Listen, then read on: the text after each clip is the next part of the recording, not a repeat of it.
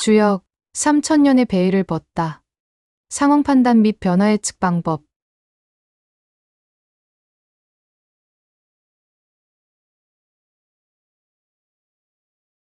주역이 어려운 이유.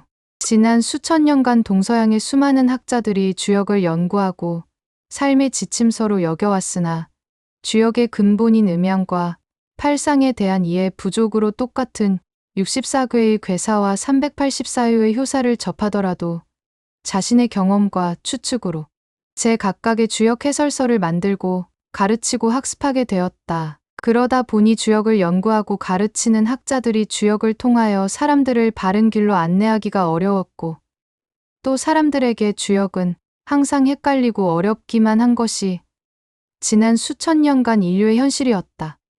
이는 주역의 근본인 음양과 팔상에 대한 이해 부족으로 64괴와 384요의 정확한 구조가 밝혀지지 않아 괴요의 변화 원리를 실생활에서 정확하게 활용하면서 체득하기는 더욱 어려웠던 것이다. 또한 주역이 어려운 것은 처음 주역을 만든 사람 외에는 알기 어려운 숨은 표현이 많은 주역 원문에 주로 의존하여 64괴와 384요를 억지로 해석하려다 보니 생긴 일이기도 하다.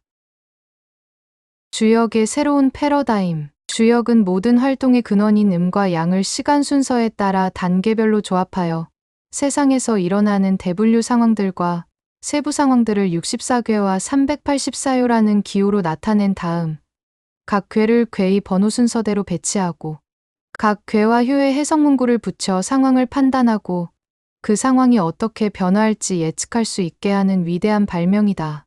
이 인류의 위대한 발명을 사람들을 위해 바르게 활용하려면 지금까지의 주역에 대한 접근 방식을 벗어나 주역을 넘어 모든 역의 근원이 되는 음양에 대한 정의부터 바르게 내려져야 한다. 사람들이 궁금해하는 것은 상황의 발생과 변화이며 발생과 변화는 모두 움직임이므로 음과 양이 움직임을 나타내는 활동 원소이고 팔상은 시간 순서를 가지면서 움직임을 나타내는 활동 요소여야 하는 것이다. 주역을 바르게 활용하기 위해서는 발생된 상황과 이후의 상황 변화가 진행되는 과정을 괴요의 변화와 매칭하되 다양한 실제 상황에서 임상적인 검증이 이루어진 내용을 사람들이 학습할 수 있도록 하여야 한다.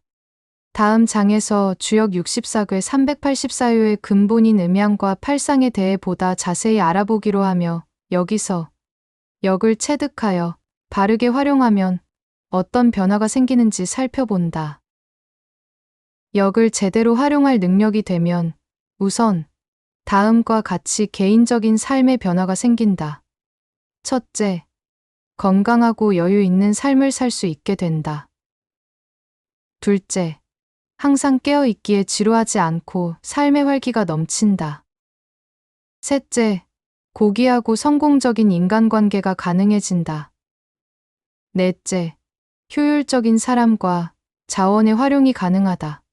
다섯째, 주변 상황으로 인한 변수가 적어지고 미래 지향 및 지속적인 성장이 가능해진다.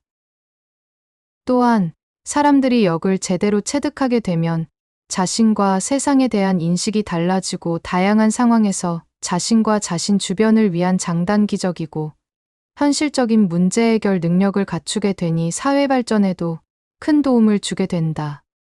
교육과 인문학, 사회과학, 과학기술 등 그동안 인류가 쌓아오고 정립해온 수많은 지식들에 대한 발전적인 재정립의 계기가 될 수 있고, 문학, 드라마, 영화, 웹툰, 게임, 음악, 예술 분야 콘텐츠 제작자들은 훨씬 폭넓고 여유로워지고 깨어있는 시각으로 고객이 더욱 공감할 수 있는 콘텐츠를 제작하여 제공할 수 있으며, 나아가 메타버스 환경이나 확장현실 환경에서 인공지능 기반의 콘텐츠를 제공하거나 행동 추천 서비스를 제공하는 데 도움을 줄 수도 있다.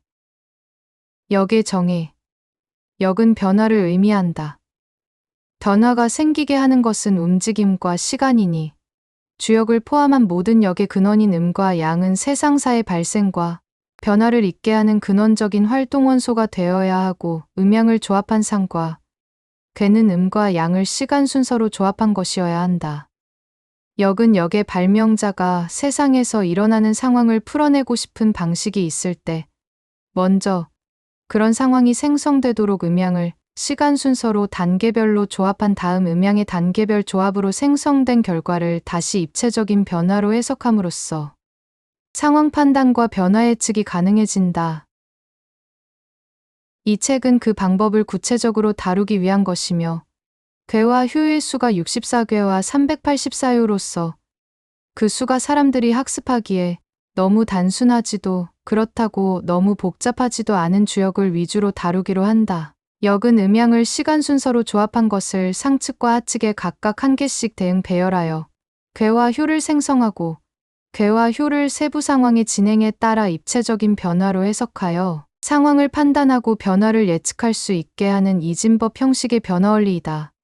그리고 주역은 음양을 시간 순서로 3단계로 조합하여 생성되는 8상 중 한 개씩을 상측과 하측에 각각 대응 배열하여 64괴와 384요를 생성하고 생성된 64괴와 384요를 세부 상황의 진행에 따라 입체적인 변화로 해석하여 상황을 판단하고 변화를 예측할 수 있게 하는 이진법 형식의 변화 원리이다. 역의 근원인 음과 양은 없다와 있다의 구분이다. 없다와 있다라는 구분, 음과 양이라는 구분은 세상사의 변화가 있게 하는 근원이다. 음양의 구분이 있기에 사람들이 길을 잃지 않을 수 있고 필요할 때 자동차의 브레이크를 밟으며 TV를 볼 수도 있고 음악을 들을 수도 있다. 주역을 포함하는 모든 역에서 음은 자기가 없다라는 의미이며 구체적으로는 자기가 없어 상대방 뜻대로 한다라는 의미이다. 또한 주역을 포함하는 모든 역에서 양은 자기만 있다라는 의미이며 두체적으로는 자기만 있어 자기 뜻대로 한다라는 의미이다. 따라서 음과 양은 다음과 같이 간단 명료하게 표현할 수 있다. 즉, 음은 상대방의 뜻을 수용한다라는 움직임을 나타내는 활동 원소이고 양은 자기 뜻대로 한다라는 움직임을 나타내는 활동 원소이다. 시간 순서를 고려한 이진법 형식의 변화 원리로 상황 판단 및 변화 예측을 가능하게 하는 주역을 포함한 모든 역의 두 가지 근본 원소인 음과 양을 설명하기 위한 도면으로서 음양의 기호와 의미를 나타낸다. 음을 그늘 음으로 표현하는 이유는 상대방의 뜻을 수용하여 상대방 뜻대로 하니 자기는 그늘에 숨어 있는 것처럼 드러나지 않기 때문이고, 양을 벼지양으로 표현하는 이유는 자기 뜻대로 하니 자기가 환하게 드러나기 때문이다. 1편은 여기서 마무리하고 다음에 2편으로 다시 찾아뵙겠습니다.